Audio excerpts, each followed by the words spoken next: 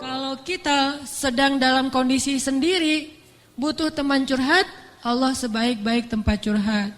Butuh pertolongan, Allah sebaik-baik penolong. Butuh kebaikan, Allah memiliki segala kebaikan. Butuh jalan keluar, Allah lah yang satu-satunya yang punya jalan keluar dari semua kebuntuan hidup kita. Makin banyak masalah, makin dekat sama Allah.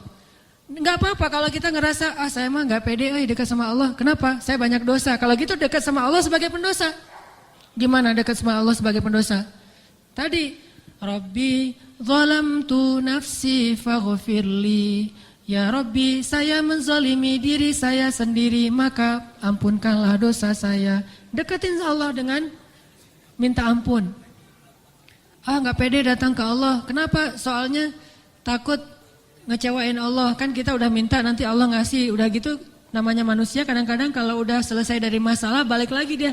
Jauh lagi dari Allah, lalai lagi, dosa lagi, kan suka gitu. Karena kita masih kayak ragu sama kemampuan kita. Saya bisa gak ya istiqomah? Saya bisa gak ya taubatan nasuha? Daripada nanti saya udah minta sama Allah, Allah tahu banget kalau saya tuh masih labil, kan gak enak. Udah gak apa-apa. Kita berbuat dosa, datang lagi sama Allah. Dosa lagi, datang lagi sama Allah. Kapan sih Allah pernah putus asa mengampuni dosa hambanya? Yang ada itu adalah hambanya putus asa minta ampun kepada Allah. Allah mah gak pernah putus asa. Gak ada kalimat satupun di Al-Quran dan hadis Allah bilang gini, saya gak akan ngampunin dosa kamu lagi. Kenapa? Udah 3 kali saya ampunin kamu ulangi. Gak pernah Allah ngomong kayak gitu. Baik di Al-Quran gak pernah, di hadis gak ada. Baik hadis Nabi gak ada, hadis Qudsi juga gak ada. Gak ada cerita Allah itu ketika kita datang pertama, ya diampunin. Datang kedua, udah deh. Datang ketiga, ini terakhir ya. Allah gak pernah ngomong gitu kan. Pas yang keempat, tidak ada maaf bagimu. Gak ada Allah ngomong kayak gitu. Selalu, wahai hambaku, Qul ya ibadiyalladzina asrafu ala anfusihim. Katakan kepada hambaku yang sudah banyak dosa dan menzalimi diri sendiri. Qul ya ibadiyalladzina asrafu ala anfusihim. Allah tuh baik banget loh sama kita. Allah tahu kita banyak dosa, tapi Allah masih manggil kita tuh ibadi, hambaku gitu coba. Itu panggilan lembut loh dari Allah. Allah kalau kasar panggil nama, ya Hanan, itu kasar tuh. Tapi ya ayah abdi itu lembut. Sama kayak Aisyah kalau marah sama Rasulullah manggilnya Muhammad. Aisyah, ini kata Aisyah sendiri, Aisyah radhiyallahu anha. Jadi kalau Aisyah manggil Rasulullah, ya Rasulullah, itu lagi enak tuh perasaannya, lagi moodnya lagi enak. Tapi kalau ya Muhammad, itu lagi marah. Tapi Rasul dipanggil Muhammad biasa-biasa aja ya. Kita mah kalau dipanggil nama, istri celaka nih, durhaka segala macam, keluar dalil. Nabi aja yang punya dalil gak pernah ngeluarin, kita yang gak punya dalil suka ngeluarin, kan aneh tuh. Hadis itu ucapan siapa? Ucapan Nabi kan? Ucapan saya apa ucapan Nabi? Lalu kenapa saya lebih sering mengeluarkan hadis itu daripada Nabi? Kan aneh tuh. Nabi aja yang ucapan beliau sendiri, hadis beliau sendiri, gak pernah ngeluarin hadis-hadis tentang istri harus kayak gini untuk ngedidik istrinya supaya istrinya tunduk. Enggak. Nabi mah ngeluarkan hadis itu kepada kaum muslimah dalam suasana yang nyaman. Tapi kalau lagi marah gak mau pakai hadis. Gak mau pakai ayat. Kita kalau lagi marah, ayat hadis keluar semua tuh. Jadi taklim kita itu bahan untuk marah gitu. Kalau lagi marah ntar saya keluarin nih ayat-ayat yang kemarin saya dengar di ta'lim. Allah tuh baik banget sama kita. Udah banyak dosa masih manggil abdi.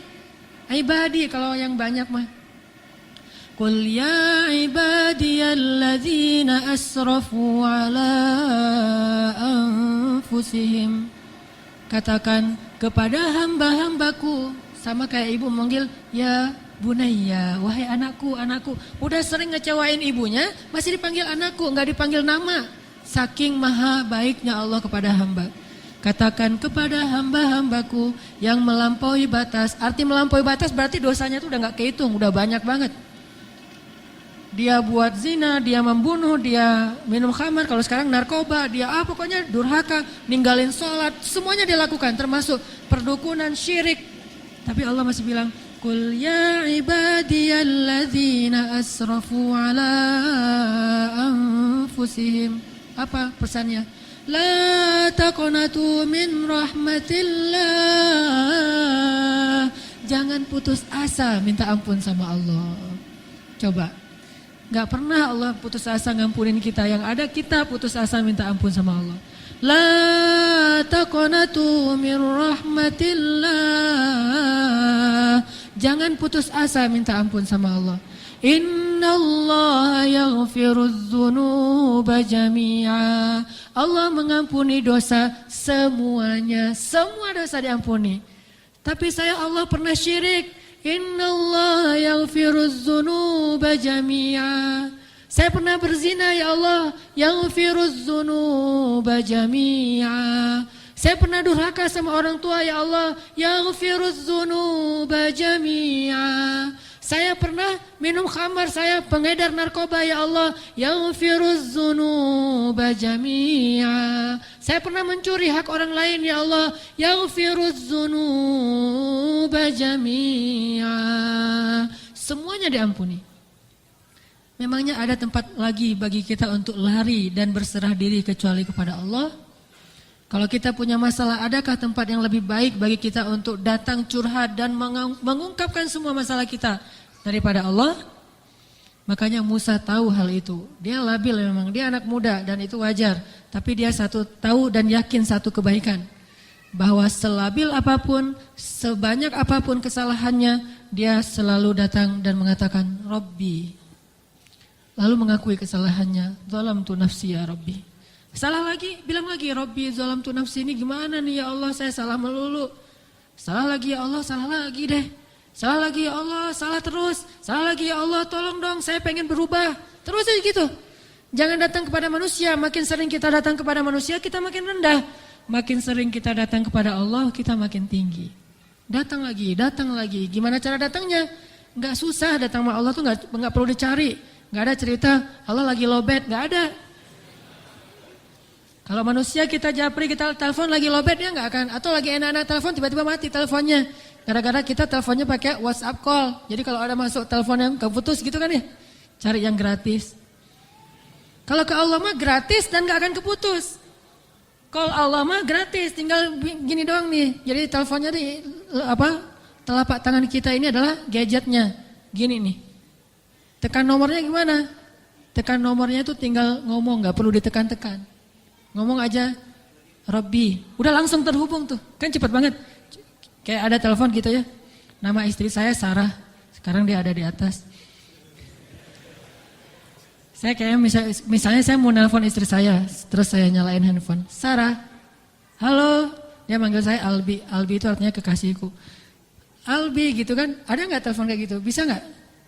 Ada ya. Cuma jarang, saya juga nggak bisa nih, nggak tahu cara nyetelnya. Jadi kalau mau nelpon istri kita, istriku, langsung calling gitu. Dan dia langsung ngangkat, nggak lama-lama, kita nunggu lama kok nggak diangkat-angkat, alasannya lagi, kenapa sih nggak diangkat-angkat? Maaf tadi lagi di kamar mandi, misalkan suka gitu tuh. Allah mah nggak ada cerita gituan. Miss call 10, yang ke-11 baru diangkat, nggak ada tuh. Allah mah nggak ada miss call, nggak ada disconnect, nggak ada sinyal jelek, nggak ada habis pulsa, nggak ada kepotong sama call yang lebih berbayar mahal, nggak ada yang kayak gitu-gituan.